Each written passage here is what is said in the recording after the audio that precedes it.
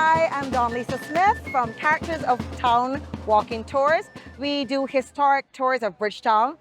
Our tours are very customized and designed, and it depends on what guests are looking for. For example, we have a maritime tour, which will talk more about history of our warfare and our Carlisle and how it relates to sugar, slaves, and rum. And then there's the market tour, which deals with hoteliers. Actually, right now we're in the hotel district. This would have been the area where there would have been many hotels. Rachel Pringle's hotel would have been in this area. The Lee Sisters hotels would be in this area. So it really depends on what you want to learn about. But it comes down to sharing the history, the important, that tangible cultural heritage that we here in Barbados have that we don't even realize we have. And that becomes the shocker for Barbadians, for tourists on our tour, to learn how important, how central, how key Barbados was to the history of the New World. Today was a customized tour, and when I have a customized tour, it's a time to celebrate Golden Square. I always start in Golden Square, not because we have that fantastic wall or the art. It is central to our story because Golden Square was where Barbados really had to change. Because of the 1937 riots, we had to decide where we were going as a people to go forward and move forward into independence. So it's a good bridge between the past and the present. So I love to start in Golden Square. From Golden Square, I take them into Independence Square where, of course, Sir Errol Walton is there. You can see our insignia, but most importantly, you get a view of the Carlisle Bay and the Careenage. It puts it into perspective, the size and shape and scale of Bridgetown. What people don't realize is I'm showing you views. I mean, you look at them like, wait. And then we take you along into Egerton Green and Trafalgar Square, which we all know as Hero Square right now. But they used to be Egerton Green and Trafalgar Square. And that's also important to our history because, again, understanding who Barbadians were in the sense of history, the role that we play, good, bad, or indifferent, depending on which perspective you want to take it from. And then from there, that Jewish history that we don't talk about, but we have to talk about because without the Jewish influence, we would not be talking about Barbados in the context that we're talking about it today.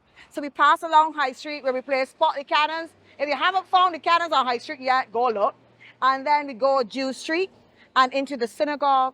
We'll make our way over to James Street because we cannot talk about history in Bridgetown without talking about Sarah and Gill and the Methodists.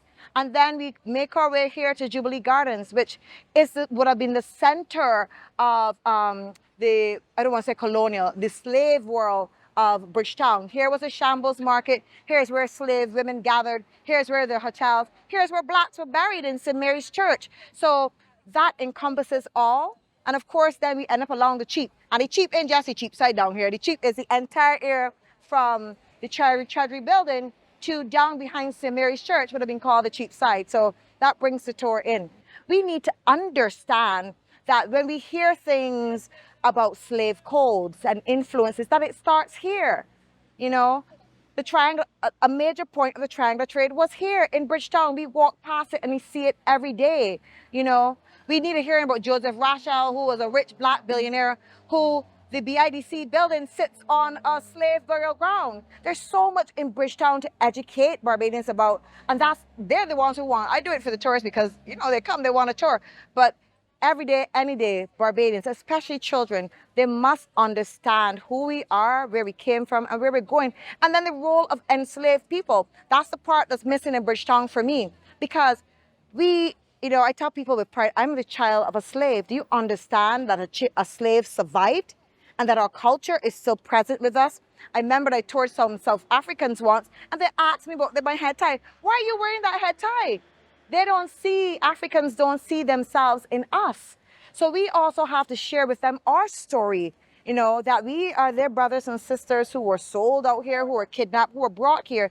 And much of those African traditions, they're Mother Sally's type characters in Mexico's and Shaggy Bear's reiterations in Grenada and St. Kitts.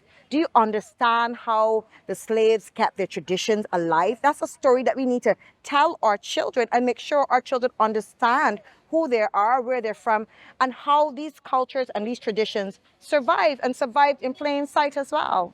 We're in the season of emancipation, and it is important to understand that as Barbadians, emancipation was only on paper in 1834 and 1838. We were constantly fighting for emancipation and the right to be. And 1937 made a significant impact on that. And even now today, we are still fighting to be emancipated because we don't tell stories, because our children don't know who we are and where we're from, because they don't understand how to celebrate the culture that is and what it is. So we get poured in all sorts of things, but not the right things. And so for me, these tours are important because it gives us a sense of our history, where we came from. When you understand that a woman like Sarah Ann Gill, you understand what Sarah Ann Gill did? Here's a little half-white woman.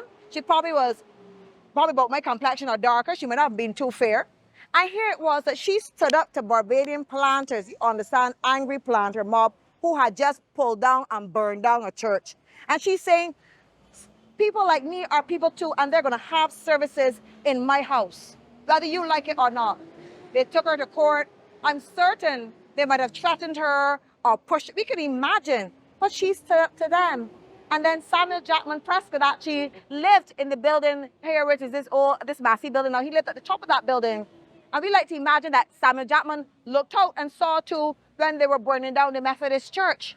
And that influenced him. And we were learning more about Samuel Jackman. Samuel Jackman had to ride around with protection because they wanted to kill him too. Do you understand what these people contributed to our emancipation and our need to continue to be emancipated? And we don't talk about it enough. And all those are part of stories that we have to tell, that our children have to know, so that they can go forward as proud Barbadians and make changes and effect change and know clearly who they are. That's important. That's important to me. I mean, history is my passion, so it's very important to me.